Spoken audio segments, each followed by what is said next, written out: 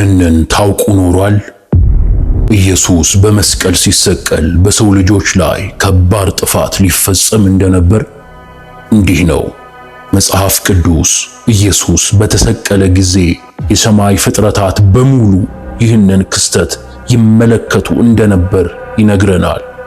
ብዙዎች የማያውቁት ነገር ቢኖር እያንዳንዱ የሰማይ ልጆች ወይንም መላእክት ጣልቃ ለመግባት ዝግጁ ነበሩ።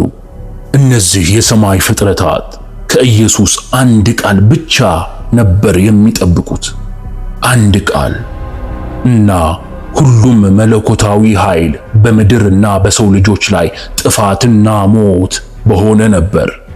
የመኖር እና ያለመኖር ህልውናችን በኢየሱስ አንድ ቃል ላይ ብቻ የተመሰረተ ነበር። ከ60,000 እስከ 72,000 የሚደርሱ የሰማይ ሰራዊት ዝግጁ እንደነበሩ ይገመታል። ኢየሱስም ይህንን ክስተት አስቀድሞ ለደቀ መዛሙርቱ ተናግሮ ነበር። በማቴዎስ ወንጌል ምዕራፍ 26 ከቁጥር 53 ላይ እንዲህ ይላል፣ ወይስ ከ12ቱ ጭፍሮች የሚበዙ መላእክትን አሁን ይልክልኝ ዘንድ አባቴን ልማልደው የማልችል ይመስልሃልን? አለ። ይህ ቃል ለዚህ ክስተት ሁነኛ ምስክር ነው። ጎልጎታ ምድርን ለዘላለም ጸጥ የሚያደርግ ቅጽበትና የመዓት ቦታ ትሆን ነበር።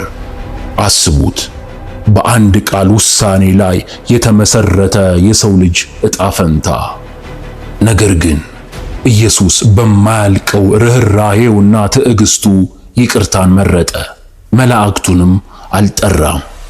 የመሥዋዕቱ በግ ከፍርድ ይልቅ ተስፋን የመምረጥ የመጨረሻው የፍቅር ተግባር ነው። በአንድ ቅጽበት ሁሉ ነገር ሊያበቃ ይችል ነበር።